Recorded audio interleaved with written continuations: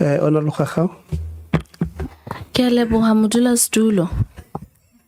Like you're not thing.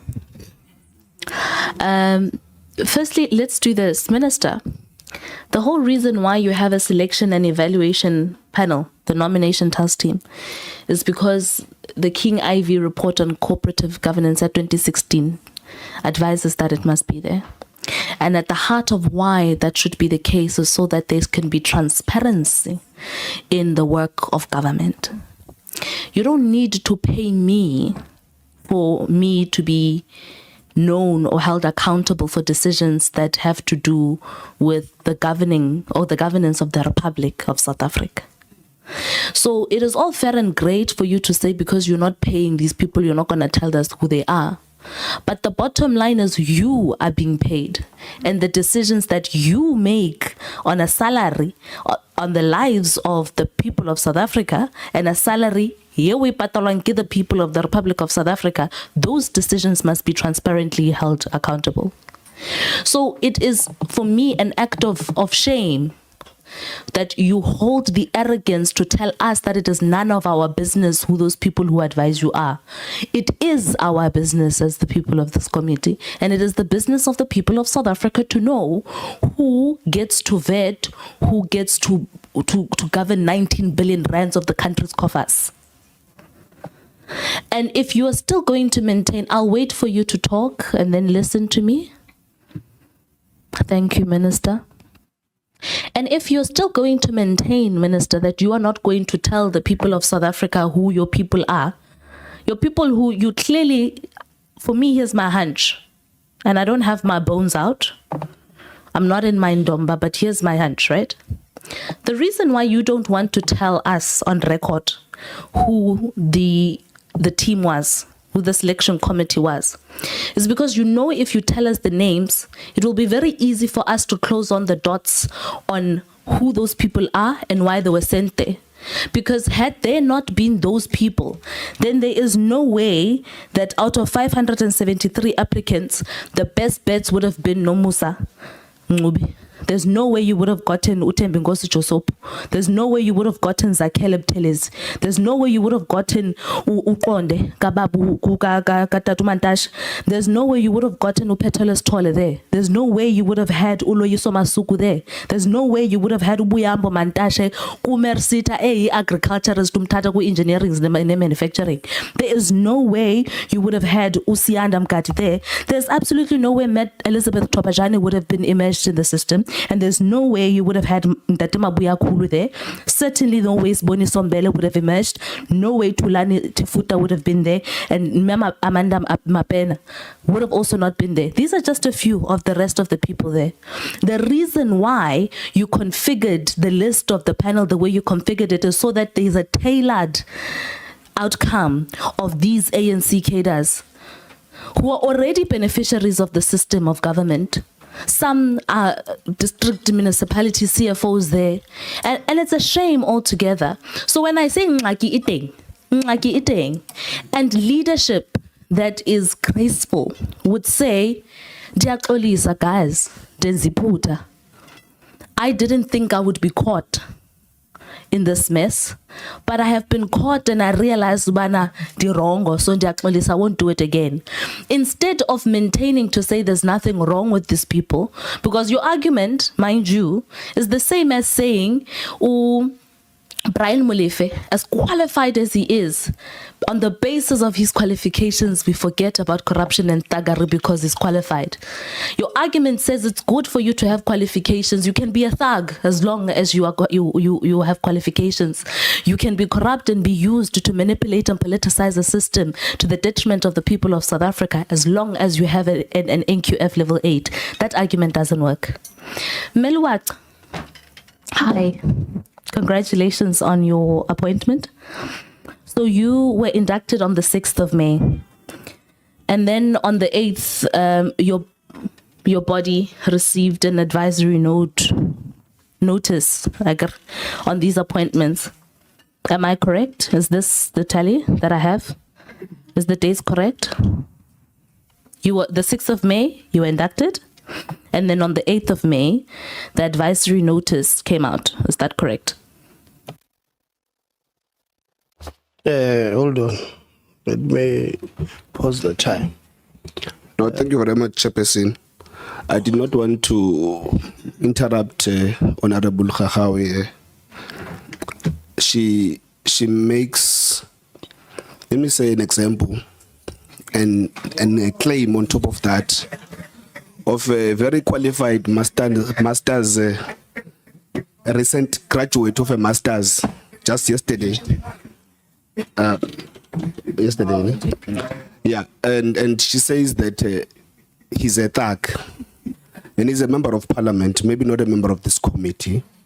So I would appreciate the situation where she focuses on her argument as it pertains to the topic and withdraws that particular statement. Thank you very much. Yeah, the Honorable Khakhau, I think let's try and avoid, in a full plenary, they say that you are casting aspersions on a member on something that has not been proven. And therefore, please avoid and withdraw that one. Look, I've allowed you with others because they're not members of parliament. And I'm sure in their own right, they will also disagree. It's a point of debate. I saw Honorable Lowe was raising the hand.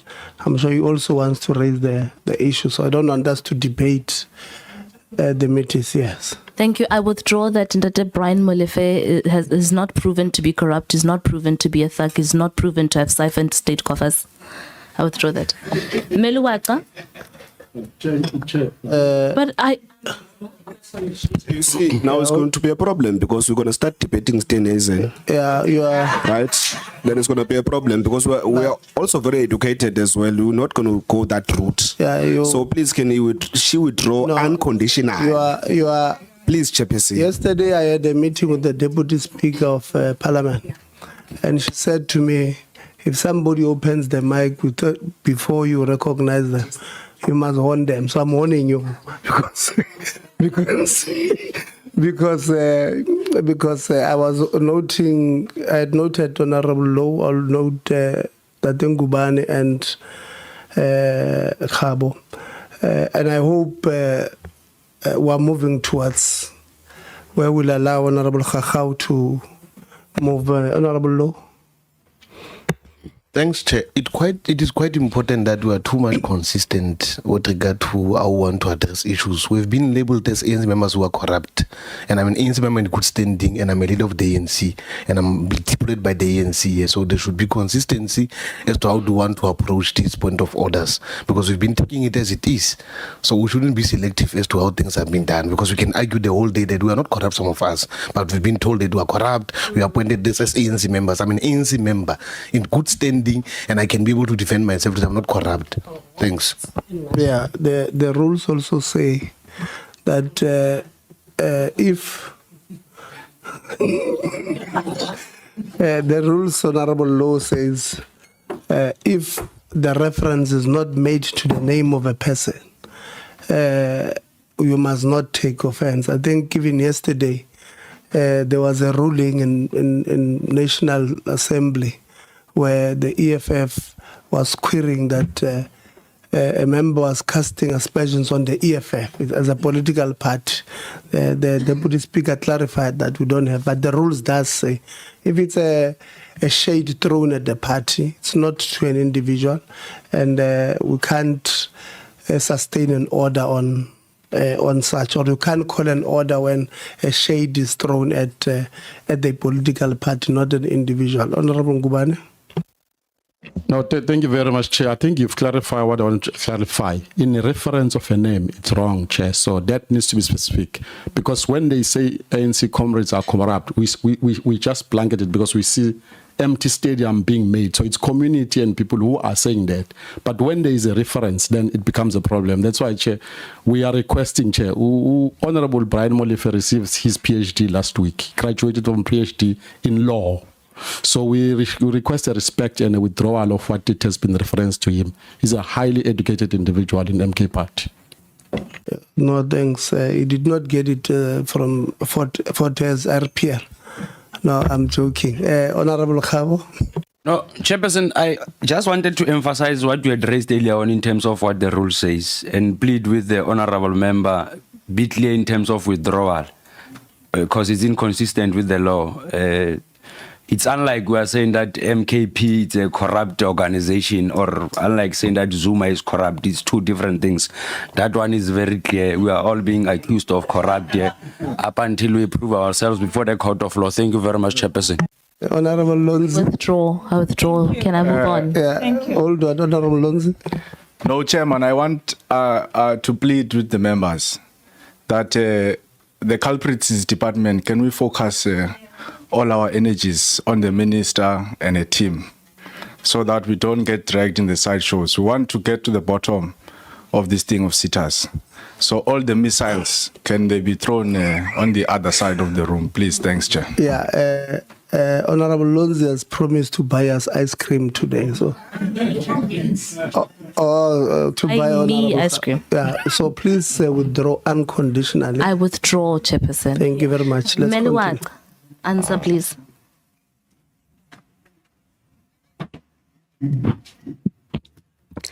Thank you very much, Honourable Member, and through you, Chairperson.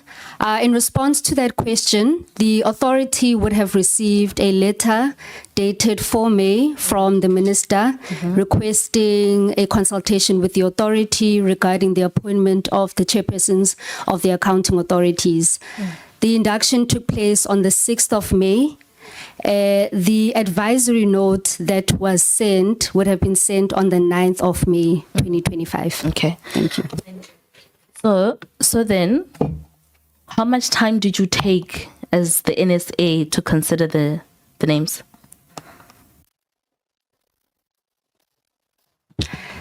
Thank you, Honourable Member. So the authority would have convened a special authority meeting wherein the minister... I'm going to pause you. How much time did you take? Don't take me what happened at breakfast and then at lunch. Okay. How much time did you have to consider? The minister would have presented in the special authority meeting wherein she would have consulted with the authority on the appointment. So in terms of the timelines, the authority would have received the presentation from the minister. Thereafter, a decision was taken or a resolution was taken from the special authority meeting. Sana mhlambe ndikubuza ngesiXhosa kile mosuthu ndizazama ndingasazi ngoba andiphenduli. Ixesha lithatha ixesha lingaki nokuconsiderisha. So uminister unike presentation nini nasebenza phezu kwayo nini? The minister would have presented in the special authority meeting. So the authority would have deliberated in that meeting. So you arrived, you got the same day you got the presentation in the meeting, you dealt with it and you moved on. That's what you're saying? That is correct, Honourable Member. Okay. In that meeting, was there anybody, including yourself, that had a problem with the composition of the appointments? So in the meeting, Honourable Member, we expressed our appreciation for the minister in consulting the authority as per the legislation. In terms of the process, the authority members would have equally commended the process that was followed insofar as the appointments of their chairpersons.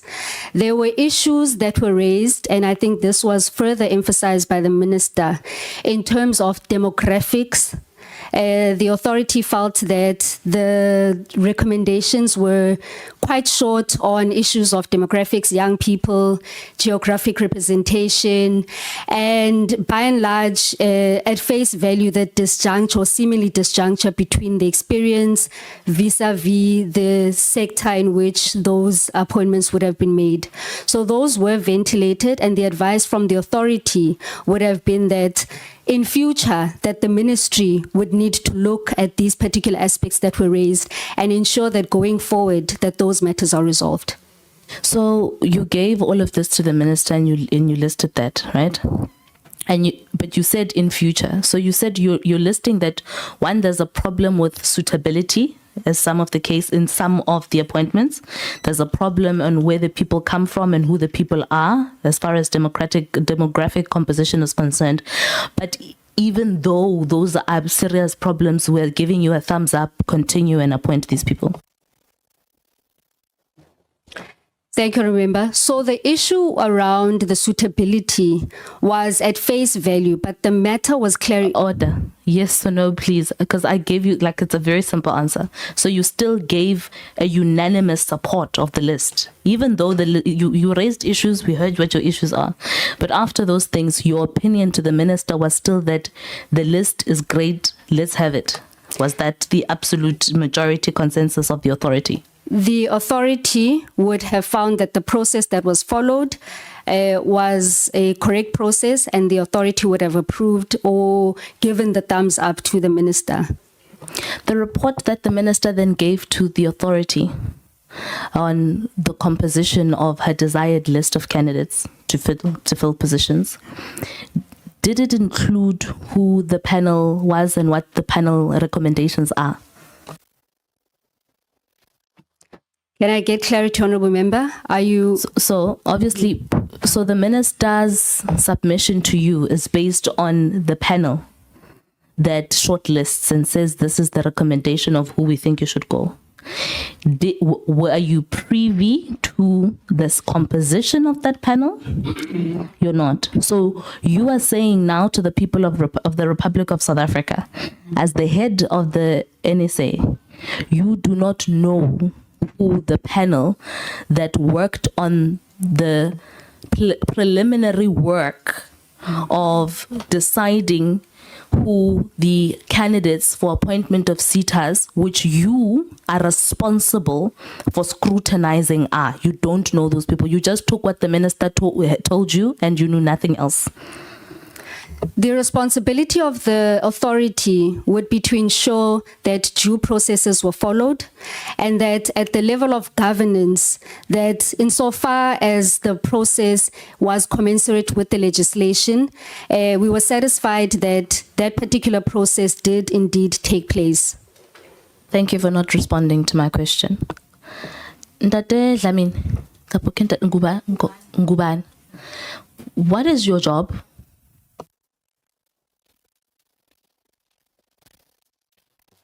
I'm Chief Director, SETA Coordination, responsible for SETA performance and governance. What does that mean in this process? The process of the appointments, how do you fit into the picture? I run the process administratively. I also have the responsibility to provide technical advice in the process. So meaning the setups of the meetings, the screening processes, all of those things, that administrative function is yours? No. You mean then you run? What do you mean? Explain. That in this process you feature with technical support and administrative support. What does that look like? I will make an example. The gazette, when the gazette needs to be issued, minister cannot prepare a gazette. So so you are nowhere in the middle of the screenings and the nominations involved in any of this. You can say yes. No. You're not. Okay, that's fine. DG Sishi, when a minister of your department that you are the Director General of takes a decision to compile a panel that is responsible for the appointment of people who directly account to you, do you ever get to know what that composition is?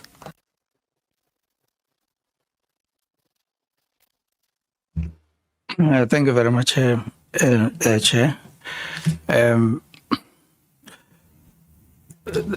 Let me start by saying our approach has been that we separate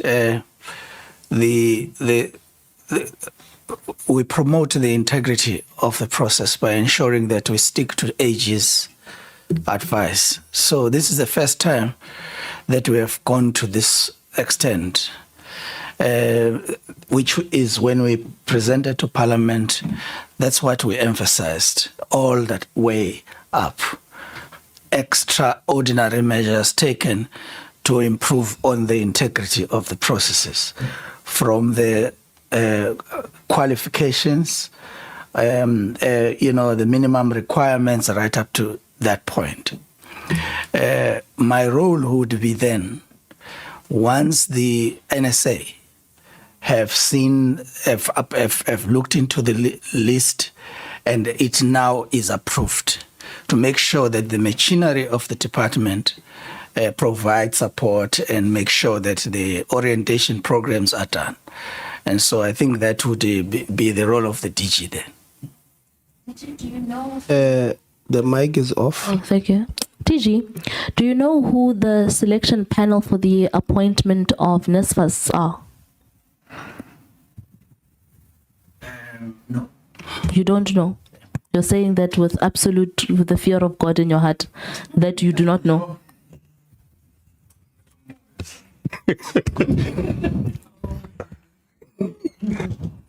Yeah, yes, quite correctly, no. That's what I said. Okay. So the whole lot of the department, including the NSA that's sitting here, is saying with their chests, none of you know who the ministers panel is. You don't know the faces, you don't know the names, and you were not involved, that Minister Nobuhle Nkabane concocted this whole fiasco alone. Chap, I trust you will not find me to be out of order if I say, in the past, whenever we were appointing panels, there's been problems that have been identified in the department. One of them is administrative inefficiencies in the department that would have concerned the minister, as she was determined to make sure that the integrity of this process is upheld. And so you would also see that even the processes of ensuring that there is an arm's length kind of panel that is going to make sure that these processes are looked into had to be such that we protect its integrity and there is no prior contact with anyone who's appointed. So if we say no, that's because indeed that's what we intended to produce, a process that is free of any contamination and influence by any other official of the department. TJ, you have a lot to say, but you're not really saying anything. The answer is simple. So you are saying, yourself as the DG and all your officials here, you are saying you're throwing the minister under the bus for herself to take responsibility alone. You are saying, as the DG, and none of you people know who she worked with to consult on this matter. It's okay to say, so you don't know anything as the department. Yeah. Okay. Advisor to the minister. Yeah. I heard you, it's fine. That the advisor to the minister, that next door, am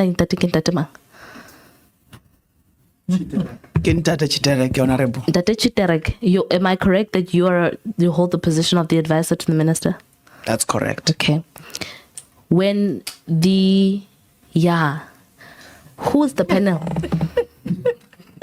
There's no way you can be advisor to the minister and not know who the panel is.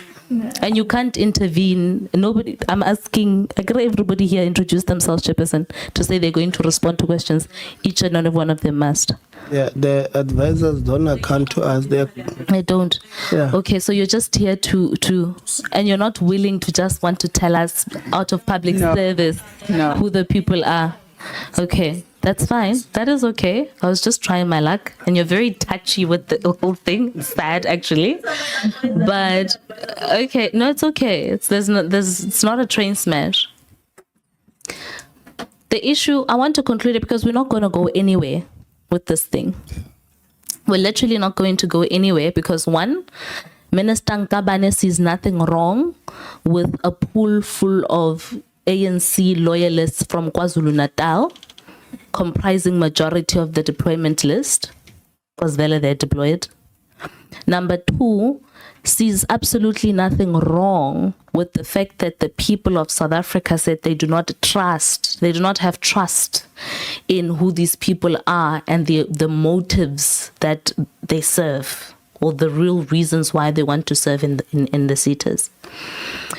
Bold to the extent of saying that the process was beyond reproach and that the same people must apply again. After 573 applications were received and her secret panel weapon, which we will very much uncover very soon, her secret panel clearly favored these other people. So we're not going to go anywhere. The only closing shot I want to say is this. Minister, at the heart of public service is selflessness. It is an absolute blessing to be given a position of a minister that oversees not only SETAs that are responsible for empowering young people, but overseeing institutions that make or break the lives of young people. And given that in the last 31 years of this country, we've had an issue where there is an erosion of trust between the people of this country and its government, and how government has been politicized, you would assume that people who come and take office do so with one interest only, the people, and forget about their political loyalties. You can be loyal to your political manifesto, but you can't be loyal to the stomachs of cadres. Because what that then does, Minister, is it not only questions your reputation here and makes us question your credibility and the interests that you have and you serve, but it makes us question the department itself and its configuration on where it is going, whether the people of this country can continue to pay tax with confidence, knowing that their tax is going to serve a good mandate. I just hope one day you're going to reconfigure your thoughts and be honest and transparent about who your panel is, particularly if you're going to expect us and the Republic to respect the recommendations of that panel. Thank you.